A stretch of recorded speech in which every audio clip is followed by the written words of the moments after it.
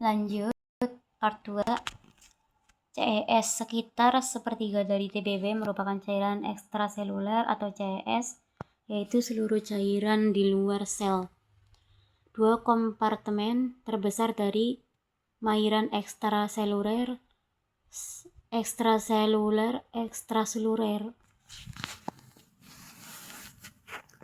Dua kompartemen terbesar dari cairan ekstraseluler adalah cairan interstisial yang merupakan 3/4 cairan ekstraseluler dan plasma, yaitu 1/4 cairan ekstraseluler. Plasma adalah bagian darah non-seluler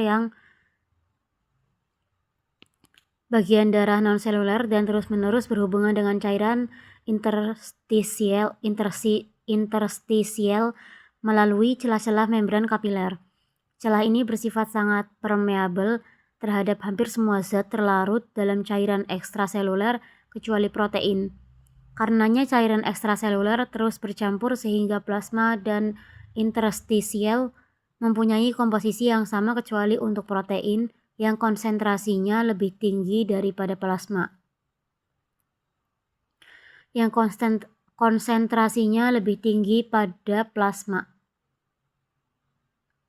Karenanya cairan ekstraseluler terus bercampur sehingga plasma dan interstisial mempunyai komposisi yang sama kecuali untuk protein yang konsentrasinya lebih tinggi pada plasma.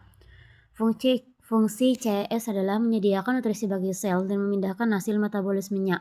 Sodium merupakan kation ekstraseluler terpenting dan merupakan faktor utama dalam menentukan tekanan osmotik dan volume, sedangkan anion utamanya adalah klorida dan bikarbonat. Perubahan dalam volume cairan ekstraseluler berhubungan dengan perubahan jumlah tital sodium dalam tubuh. Hal ini tergantung dari sodium yang masuk, ekskresi sodium renal, dan hilangnya sodium ekstrarenal. CES, cairan ekstraseluler atau CES, cairan interstisial CIT, cairan intravaskuler CIV, cairan transseluler CTS, cairan interstisial atau CIT, cairan di sekitar sel sama dengan 8 liter pada orang dewasa. Cairan limfe termasuk dalam volume interstisial. Volume CIT 2 kali lebih besar pada bayi baru lahir dibandingkan orang dewasa. CIT normalnya dalam bentuk cairan bebas. Pada umumnya tekanan cairan interstisial adalah negatif 5 mm mmHg. Bila terjadi peningkatan volume cairan interstisial, maka tekanan juga akan meningkat menjadi positif. Pada saat ini cairan bebas dalam gel akan meningkat secara cepat dan secara klinis akan menimbulkan oedem. Cairan intravaskular atau CIV. Cairan intravaskular terbentuk sebagai plasma yang dipertahankan dalam ruangan intravaskuler oleh endotel vaskular. Sebagian besar elektrolit dapat dengan bebas keluar masuk melalui plasma dan interstisial yang menyebabkan komposisi elektrolit keduanya yang tidak jauh berbeda. Ikatan antara sel endotel yang kuat akan mencegah keluarnya protein dari ruang intravaskuler. Akibatnya plasma protein terutama albumin merupakan satu-satunya zat terlarut secara osmotik aktif dalam pertukaran cairan antara plasma dan cairan interstisial. Cairan transseluler atau CTS. Cairan transseluler merupakan cairan yang disekresikan dalam tubuh terpisah dari plasma oleh lapisan epitelial, serta peranannya tidak terlalu berarti dalam keseimbangan cairan tubuh, akan tetapi pada beberapa keadaan di mana terjadi pengeluaran jumlah cairan transseluler secara berlebihan, maka akan tetap mempengaruhi keseimbangan cairan dan elektrolit tubuh. Cairan yang termasuk cairan transseluler yaitu cairan cerebrospinal, cairan dalam kelenjar limfe, cairan intraokular, cairan gastrointestinal dan empedu, cairan pleura, peritoneal, dan perikardial. Proses transport. Perpindahan air dan zat terlarut di antara bagian-bagian tubuh melibatkan mekanisme transport pasif dan aktif.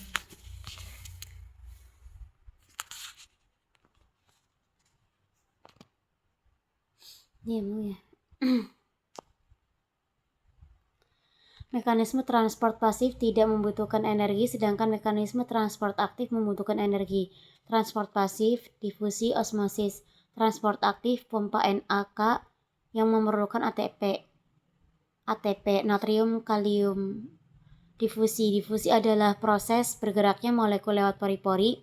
Larutan akan bergerak dari konsentrasi tinggi ke arah larutan berkonsentrasi rendah. Tekanan hidrostatik pembuluh darah juga mendorong air masuk berdifusi melewati pori-pori tersebut. Jadi difusi tergantung kepada perbedaan konsentrasi dan tekanan hidrostatik. Osmosis dan tekanan osmotik. Osmosis adalah bergeraknya molekul atau zat terlarut melalui membran semipermeabel selektif dari larutan berkadar lebih rendah menuju larutan berkadar lebih tinggi hingga kadarnya sama. Membran semipermeabel ialah membran yang dapat dilalui air atau pelarut, namun tidak dapat dilalui zat terlarut misalnya protein. Tekanan osmotik plasma darah ialah 285 lebih kurang 5 mOSM per liter. Larutan dengan tekanan osmotik kira-kira sama disebut isotonik atau NaCl, natrium klorida 0,96%, dekstrosa 5%, Ringer laktat. Lebih rendah disebut hipotonik atau aqueous dan lebih tinggi disebut hipertonik. Pompa ion natrium kalium. Ada ruang ekstraseluler dan ruang intraseluler. ATP fosfat ADP. Natrium Na kalium K. Pompa natrium kalium merupakan suatu proses transport yang memompa ion natrium keluar melalui membran sel dan pada saat bersamaan memompa ion kalium dari luar ke dalam. Tujuan dari pompa natrium kalium adalah untuk mencegah keadaan hiperosmolar di dalam sel. Gerakan pemompaan ion kalium plus ke dalam sel dan ion Na plus keluar sel. Konsentrasi ion natrium plus di dalam sel lebih rendah daripada di luar sel, sedangkan konsentrasi ion kalium plus di dalam sel lebih tinggi daripada di luar sel. Masuknya ion K plus dan keluarnya ion Na plus harus melawan gradien konsentrasi. Akibatnya dibutuhkan energi berupa ATP dan bantuan protein integral pada membran sel. Setiap pengeluaran 3 ion Na plus akan diimbangi dengan pemasukan 2 ion K+. Akumulasi cairan di dalam ruang interstisial mengarah pada peningkatan tekanan hidrostatik, menurunkan tekanan osmotik plasma, peningkatan permeabilitas membran kapiler, obstruksi saluran limfatik. Ini adalah contoh penyakit edema. Daily water loss equal daily water gain. Water loss occurs in 4 ways each day. The kidney excretes about 1,100 milliliter in urine. The skin evaporates about 600 milliliter or 400 milliliter through is perceived as moisture and 200 milliliter as sweat. The lungs exhale about 300 milliliter as water vapor. The gastrointestinal tract eliminates about 100 milliliter in feces. In women of reproductive age, additional water is lost in menstrual flow. On average, daily water loss total about 2,500 milliliter.